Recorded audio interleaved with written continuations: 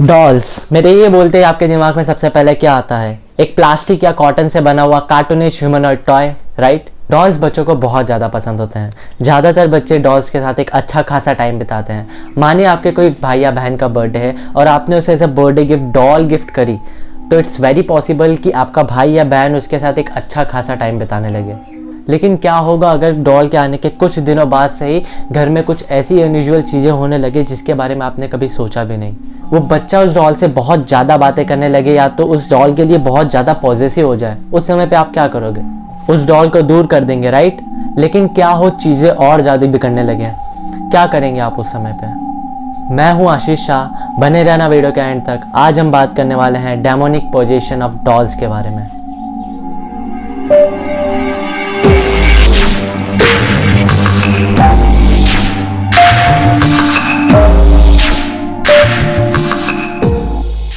बचपन में आपने तात्या बिच्छू को तो जरूर देखा होगा।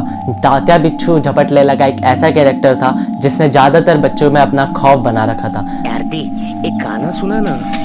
गाना बोलो। सुनाओ ना।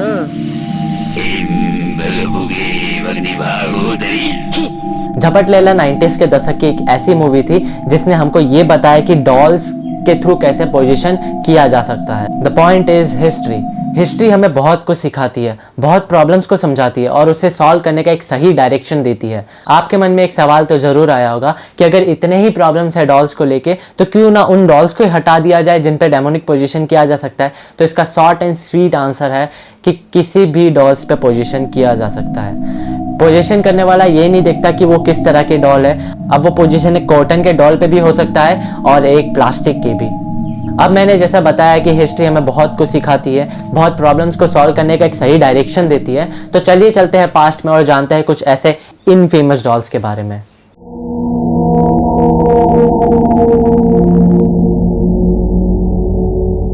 थर्ड नंबर पे आता है मैंडी द डॉल।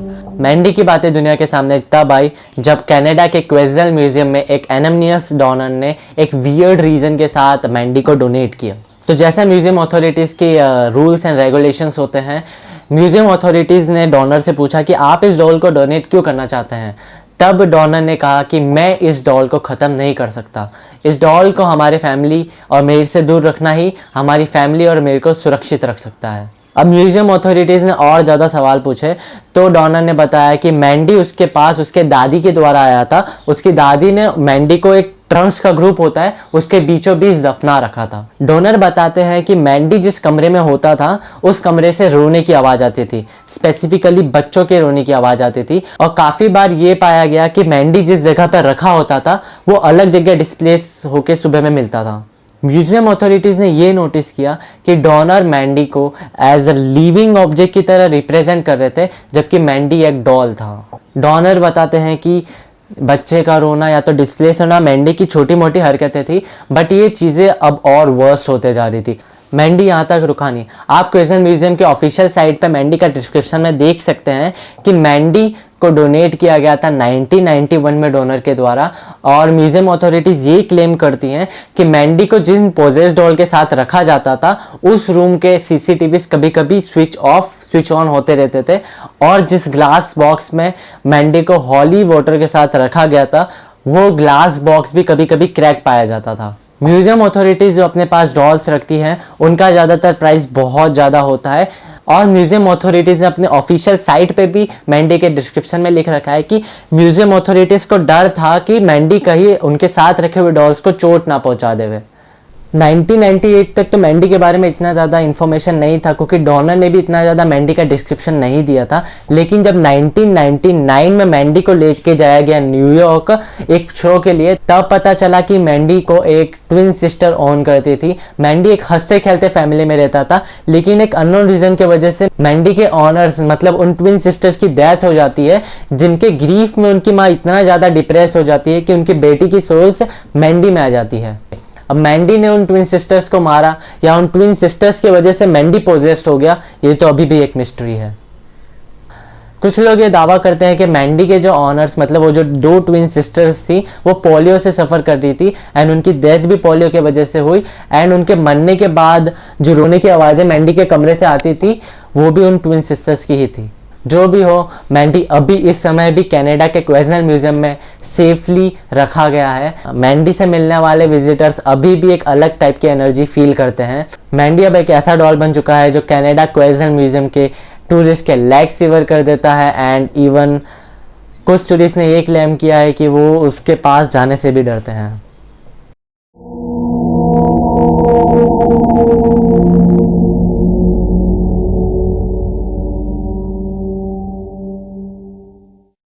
दूसरे नंबर पे आता है Robert the doll. Robert the doll के ऑनर का नाम था रॉबर्ट ओटो। जी हाँ, ऑनर और डॉल का नाम दोनों का नाम रॉबर्ट ही था, तो अब से मैं उसको आगे ओटो ही बुलाऊंगा ताकि कंफ्यूजन ना हो वीडियो में।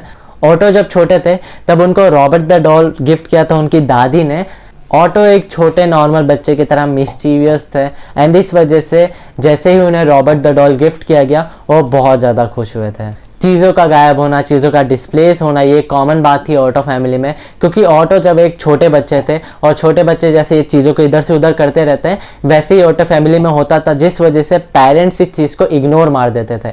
लेकिन जब से रॉबर्ट उनके घर पे आया था तब से ज़्यादातर ऑटो अपना टाइम रॉबर्ट के साथ स्पेंड करना चालू कर दिए थे। चीज़ें तब बिगड़ना चालू हो गई जब ऑटो फैमिली ने ऑटो को रॉबर्ट डॉल के साथ बातें करते हुए सुना। फैमिली ने ये बात भी इग्नोर कर दी ऑटो का बचपना समझ के। ऑटो नॉर्मली रॉबर्ट से बातें करता था, वो फैमिली के सामने भी कभी कभी करता था और फैमिली के पीठ पीछे भी। ऑटो रॉबर्ट को अपने फ्रेंड की तरह मानता था, जिस वजह से ऑटो के रियल फ्रेंड्स ना के बराबर थे। ऑटो सबसे कट के रहता था, सबसे कम बातें करता था, जिसके वजह से उसका बिहेवियर इसेंट्रिक होते जा रहा था। चीज़ें तब बिगड़नी चालू हो गई जब ऑटो थोड़ा बड़ा हो गया और रॉबर्ट और ऑटो के बीच में बातें बहुत ज़्यादा बढ़ गई। रॉबर्ट और ऑटो जितने पास आते जा रहे थे, जितना ज़्यादा उनके बीच में बातें और जितना ज़्यादा टाइम स्पेंड बढ़ते जा रहा था, उतना ही ऑटो और उनके फैमिली के बीच की दूरियां बढ़ती जा रही थी। कुछ ऑफिशियल साइट्स पे ये तक मेंशन किया गया है कि ऑटो और रॉबर्ट इतना ज़्यादा करीब आ चुके थे कि ऑटो अब रॉबर्ट के साथ जब बातें करता था तो रॉबर्ट उसे फेशियल एक्सप्रेशंस के थ्रू रिप्लाईज देता था, बट ऑटो को ये सारी चीज़ें अनयूजुअल के बदले यूजुअल लग रही थी।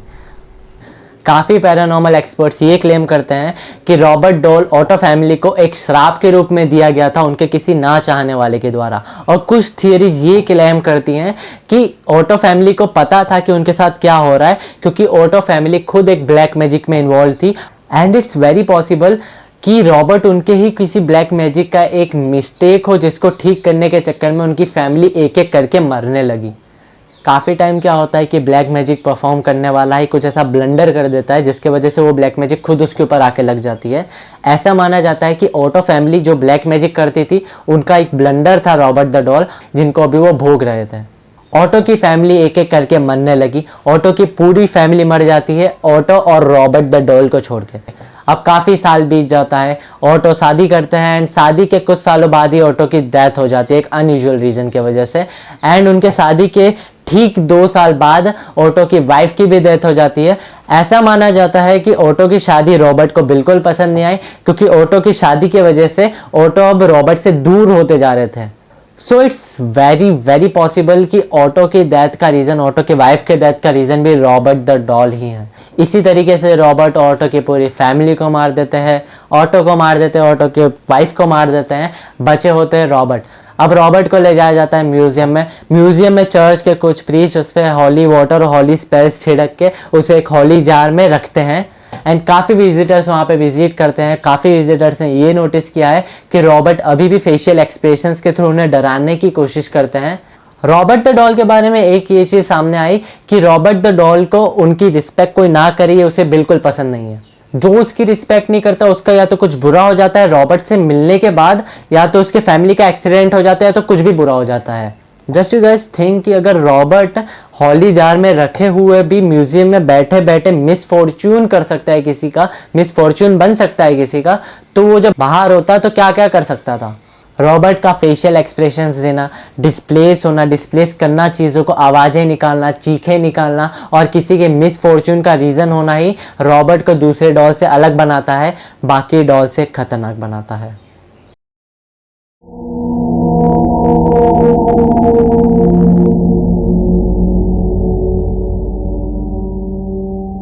पहले नंबर पे आती है the most infamous doll Annabelle.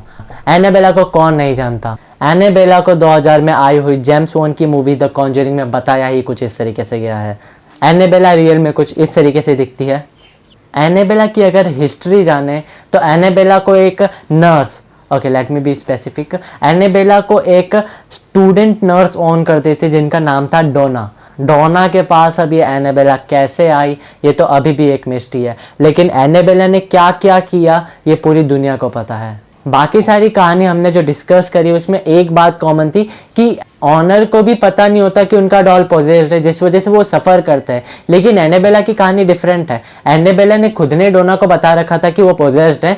डोना को भी इस बात से एतराज़ नहीं था क्योंकि एनेबेला ने डोना को इस तरीके से कुछ इमोशनली मैनिपुलेट कर रखा था। हिस्ट्री की बात करें तो सोर्सेज से ये पता चला कि एनेबेला अपने आप को एक छोटी बच्ची बताती थी जिसकी डेथ एक अननोन रीज़न की वजह से कच्ची उम्र में हो जाती है, एंड इस वजह से उसकी जो सोल है वो उस डॉल में आ जाती है जिसका नाम अब एनेबेला रख दिया जाता है। ज़्यादातर केसेस में क्या होता है कि ऑनर को पता ही नहीं चलता है कि उनकी डॉल्स जो है वो पॉजेस्ड है, एंड अगर उनको पता चलता है तो उनको कुछ इस तरीके से मैनिपुलेट किया जाता है कि ऑनर को खुद ऐसा लगने लगता है कि जो हो रहा है ठीक हो रहा है एंड सब कुछ सही चल रहा है। बट आगे चल के वही नेगेटिव एनर्जीज ऑनर की ही सोल को फीड करने लगती हैं। ऐसा नहीं था कि पहले एनेबेला मूवमेंट्स भी शो करती थी, लेकिन अब उसकी मूवमेंट्स जो थी वो बहुत ज़्यादा बढ़ने लगी थी। एनेबेला चीज़ों को तोड़ती, कभी दीवारों पे कुछ खून सा लिखा हुआ होता, कभी बाथरूम में खून से रंग का पानी बिखरा हुआ होता, एंड इसी चीज़ों से तंग आके डोना ने सोचा कि अब उसे एक पैरानॉर्मल एक्सपर्ट को रीच करना चाहिए, एंड डोना लगाती हैं call the great demonologist Ed and Lorraine Warren को।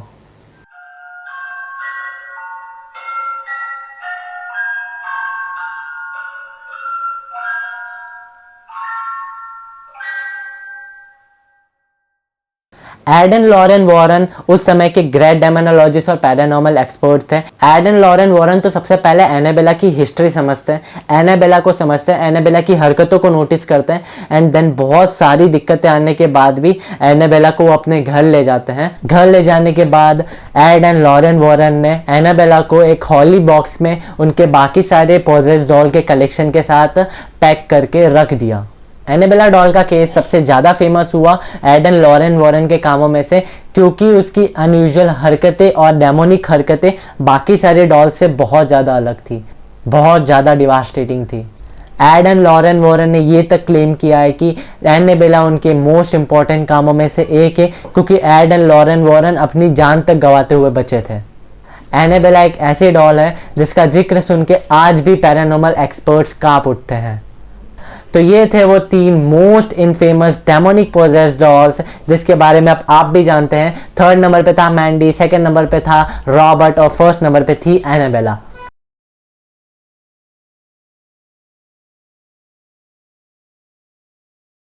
काफ़ी लोग को वुडू डॉल्स को लेके बहुत ज़्यादा कन्फ्यूजन होती है। वुडू डॉल्स वो डॉल्स होती है जिनके ऊपर ब्लैक मैजिक परफॉर्म किया जाता है एक पर्टिकुलर इंसान को चोट पहुंचाने के लिए। सबसे पहले नॉर्मली तो उस डॉल को लिया जाता है, देन उसके ऊपर कर्स स्पेल छिड़का जाता है, कर्स स्पेल से नहलाया जाता है, देन जिस इंसान के ऊपर ब्लैक मैजिक परफॉर्म करना है उसका खून लिया जाता है, छिड़का जाता है, नेल्स का यूज़ करते हैं, हेयर्स का यूज़ करते हैं, क्लोथ्स का यूज़ करते हैं, इवन उसकी बिलोंगिंग्स का भी यूज़ करके कर्स किया जा सकता है। ऐसा माना जाता है कि जैसे उस पिन को वुडू डॉल्स में लगाया जाता है उस तरीके से ही उस पर्टिकुलर इंसान को चोट पहुंचती है। इसका आइडिया कहीं ना कहीं आपको Conjuring 3 the devil made me do it में दिखाया गया है। यहाँ पे वुडू डॉल्स के बारे में इसलिए बात की क्योंकि मुझे ऐसा लगता है कि रॉबर्ट, मैंडी और एनेबेला को कहीं ना कहीं वुडू डॉल्स की तरह इस्तेमाल किया गया था। वुडू डॉल्स का यूज ही ब्लैक मैजिक में किया जा सकता है। वुडू डॉल्स का यूज करके कोई भी किसी पे भी ब्लैक मैजिक परफॉर्म कर सकता है। So it's very very possible कि कोई आपके हेयर्स, कोई आपका नेल, कोई आपका ब्लड कहीं ना कहीं से इकट्ठा कर रहा हो ताकि वो आप पे ब्लैक मैजिक कर सके। So be aware. At last what I can say is history से हम बहुत कुछ सीख सकते हैं। हिस्ट्री में बहुत कुछ सिखाती है, हिस्ट्री में बहुत सारी प्रॉब्लम्स बताती है, उससे सॉल्व करने का अलग रास्ता बताती है।